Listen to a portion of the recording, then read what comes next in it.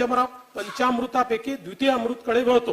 द्वितीय अमृत महिला, आदिवासी, मागासवर्ग, ओबीसी या सर्व समाज घटकांचा सर्वसमावेशक विकास। अध्यक्ष महोदय, काल 8 मार्च रोजी जागतिक महिला दिन साजरा करण्यात आला। राष्ट्राची प्रगती ही महिला सक्षमीकरणाच्या आधारे ठरवली जाते।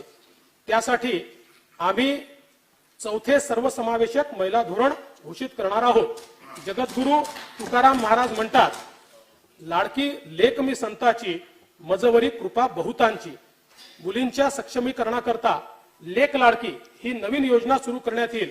पिवळ्या व केशरी रेशन कार्ड धारक कुटुंबातील मुलीच्या जन्मानंतर 5,000 रुपये, इयत्ता 4थीत 4,000 रुपये, 6वीत 6,000 रुपये, 11वीत 8,000 रुपये अनुदान दिले जाईल।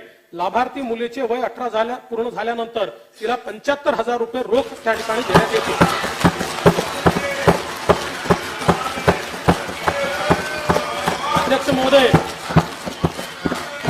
अध्यक्ष महोदय, महिलांना राज्य परिवहन महामंडळाच्या बस प्रवास तिकीट दरात सरसकट 50% सवलत देण्यात येईल।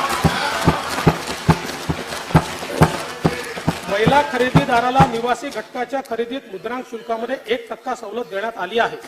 सध्याच्या अटीनुसार 15 वर्षापर्यंत महिलेला पुरुष खरेदीदारास निवासी घटकाची विक्री करता येत नाही। सदर अट शिथिल करण्यात येईल। तसेच महिलांना अन्य करात सवलतीची घोषणा भाग 2 मध्ये मी करणार आहे।